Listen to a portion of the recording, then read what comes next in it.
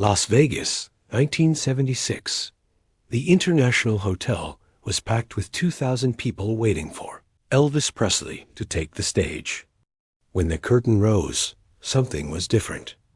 Elvis wasn't wearing his usual jeweled jumpsuit. He was dressed simply, almost somberly, in black. He walked to the microphone without his usual swagger, sat down at the piano, something he rarely did anymore, and spoke into the hushed silence. "I'm going to sing you something tonight that I almost can't get through. It's the saddest song I've ever heard in my life." His voice cracked on the last word. The audience exchanged nervous glances. Then Elvis placed his trembling hands on the keys, took a breath that seemed to come from somewhere deep and broken inside him, and began to sing. Before he reached the second verse, tears were streaming down his face, and he never stopped singing. The song came to Elvis in 1976, when his guitarist Charlie Hodge played him a demo tape backstage in Vegas. Elvis was in a bad place that year. His marriage to Priscilla had ended 3 years earlier. His health was failing from prescription drug abuse. His daughter Lessa Marie was growing up without him.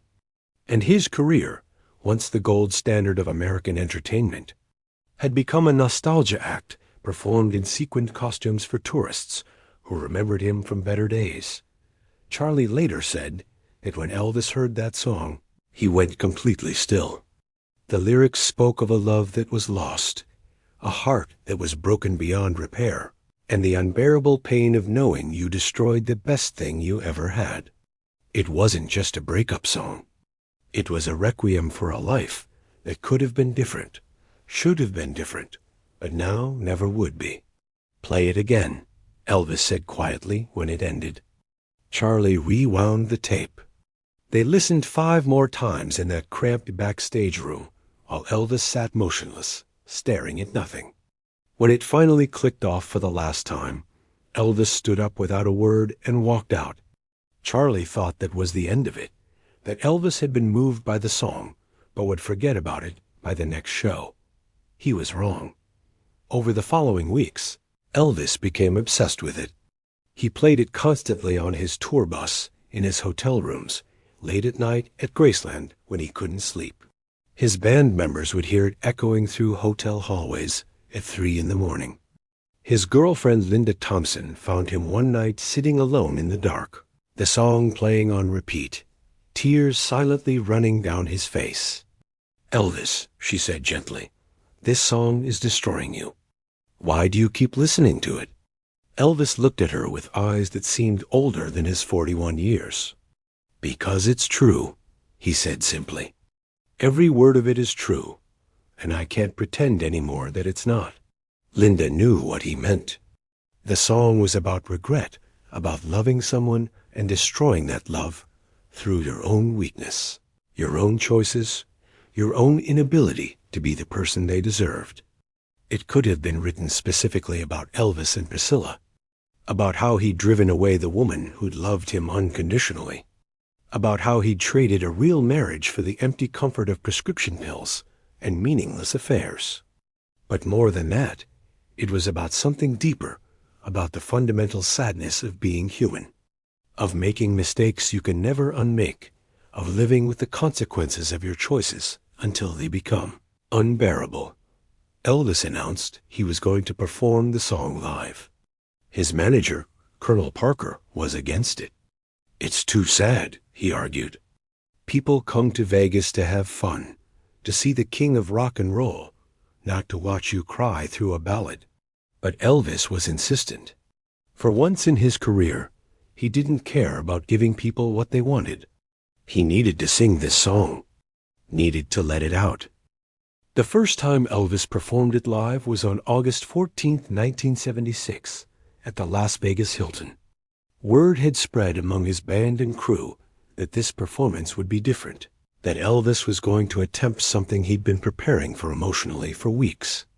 When the band arrived for sound check that afternoon, they found Elvis already at the piano, playing through the song again and again, tears streaming down his face, even in the empty arena. James Burton, his lead guitarist, approached carefully.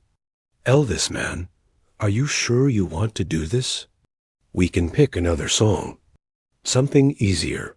Elvis shook his head without looking up from the keys. "I have to," he said. "I've spent 20 years pretending I'm okay, pretending I'm the king, pretending nothing hurts me. Just this once, I want to tell the truth." That evening, when Elvis walked on stage for the second set, the atmosphere was different from his usual shows. There was no banter with the audience, no jokes, no karate moves or hip swivels. He went straight to the piano, sat down heavily, and spoke those words into the microphone. "I'm going to sing you something tonight that I almost can't get through. It's the saddest song I've ever heard in my life." The audience fell silent. This wasn't what they'd paid for. They'd come for Hound Dog and Jailhouse Rock, for the Elvis they knew from Ed Sullivan and the movies. But what they got instead was something infinitely more valuable and infinitely more painful. They got the real Elvis Presley, stripped of all pretense, all performance, all protection. He began to sing, his voice already thick with emotion from the opening line. The lyrics spoke of being broken, of crying, of being unable to forget someone who was gone. Elvis's hands trembled on the piano keys. His voice cracked on certain words. And then, midway through the second verse, tears began streaming down his face, not delicate, camera-ready tears, but real, ugly. Broken tears that streaked his makeup and dripped onto his black shirt. The remarkable thing was that he never stopped singing. Even as he wept openly in front of 2,000 people, even as his voice broke and wavered, he pushed through every line, every word, every note. It was simultaneously the most unprofessional and most professional thing anyone in that room had ever witnessed. Unprofessional, because stars don't cry on stage. And professional, because true artists tell the truth no matter how much it costs them. In the audience, people were crying too. Not politely dabbing their eyes, but openly sobbing. Affected by something they hadn't expected to encounter on a Friday night in Vegas. They'd come for entertainment and instead received an education in human vulnerability, in what it means to stand in front of strangers and bleed out your pain through song. When Elvis reached the final note, he sat at the piano for a long moment with his head bowed, shoulders shaking. The audience didn't applaud immediately. There was a profound silence, the kind that follows something sacred. Then, slowly, the applause began, not the frenzied screaming of a rock concert, but something deeper, warmer, more human. It was the sound of 2,000 people saying, "We see you, we understand. Thank you for trusting us with this." After that first performance, Elvis made the song a regular part of his Vegas shows. But it never got easier. Every single time he sang it, he cried. Sometimes just tears streaming silently. Sometimes he'd have to pause mid-song, overcome, before forcing himself to continue. His band members said it was the hardest thing they ever had to play, because watching Elvis break down night after night was almost unbearable.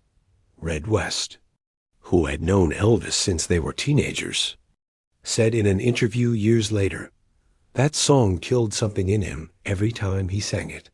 But he needed to sing it. It was like he was confessing, like he was trying to make amends for all the ways he'd failed Priscilla, failed his parents, failed himself. Music was the only place he could tell the truth. The performances became legendary. People who saw Elvis sing it during that period said it was unlike anything they'd ever experienced at a concert before or since. It wasn't entertainment. It was witnessing someone's emotional unraveling in real time. Watching the king of rock and roll become simply a man, simply a human being in pain. Critics didn't know what to make of it. Some praised Elvis's emotional honesty, calling it the most powerful performance of his career. Others accused him of being unprofessional, of making audiences uncomfortable, of ruining the Vegas show experience with his personal problems. Elvis didn't care. For once in his life, He wasn't performing for the critics or the colonel or even the audience. He was performing for himself, trying to purge something that had been poisoning him from the inside. Linda Thompson, who was with Elvis during this period, later wrote about those performances. She described sitting in the audience, night after night, watching the man she loved torture himself on stage. "I wanted to run up there and hold him," she wrote.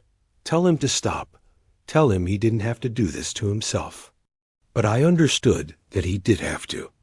This was his therapy, his confession, his way of dealing with regrets that were eating him alive." The most haunting thing about Elvis's performances was that you could watch them and see a man saying goodbye. Not consciously, perhaps, but somewhere deep in his soul, Elvis knew his time was running out. The song became his way of preparing himself and his audience for the end that was coming. Though no one wanted to acknowledge it, Priscilla Presley attended one of these performances, though she sat in the back where Elvis couldn't see her. Years later, she spoke about it in an interview, her voice still thick with emotion, decades after the fact. "I couldn't stop crying," she said. "I knew every word was about us, about what we'd had and lost. After the show, I wanted to go backstage, to tell him I forgave him, that I was sorry too. But I couldn't. I just left. And I've regretted that ever since." The last time Elvis Presley performed the song was on June 26, 1977, in Indianapolis, less than 2 months before his death. Those who were there said this performance was different from all the others. Elvis was visibly unwell. His weight had ballooned. He was sweating profusely, even before the show started, and he needed help getting on and off the stage. But when he sat down at that piano, something shifted. His voice, which had been weak during earlier songs in the set, suddenly found strength. It was as if the song channeled something primal in him, some last reserve of emotional truth that gave him the power to deliver it one final time. He cried from the first verse to the last, but his voice never wavered. Every word was clear. Every note was true. Backstage afterward, Elvis collapsed. His personal physician, Dr. Nick, wanted to cancel the rest of the tour, but Elvis refused. He had a few more shows scheduled, and he was determined to finish them. In hindsight, everyone around him realized that Elvis was running on fumes, that each performance was taking something from him he didn't have to give. The song especially seemed to extract a terrible price each time he sang it. Charlie Hodge tried one last time to convince Elvis to drop the song from his set list. "Elvis, it's killing you," he said bluntly. "Every time you sing it, you lose a piece of yourself. Please, let it go." Elvis smiled sadly. "Maybe that's the point, Charlie. Maybe I need to lose those pieces. Maybe they're the parts of me that are already dead anyway, and this is how I let them go." Less than 2 months after that final performance, Elvis Presley died at Graceland. He was 42 years old. The official cause was cardiac arrhythmia, but everyone who knew him understood that Elvis had been dying long before. August 16, 1977, he'd been dying of regret, of loneliness, of the unbearable weight of being an icon when all you wanted was to be human. At his funeral, someone suggested playing the song as part of the service. Priscilla immediately said no. "That song broke his heart every time he sang it," she said firmly. "I won't let it break him again, even now."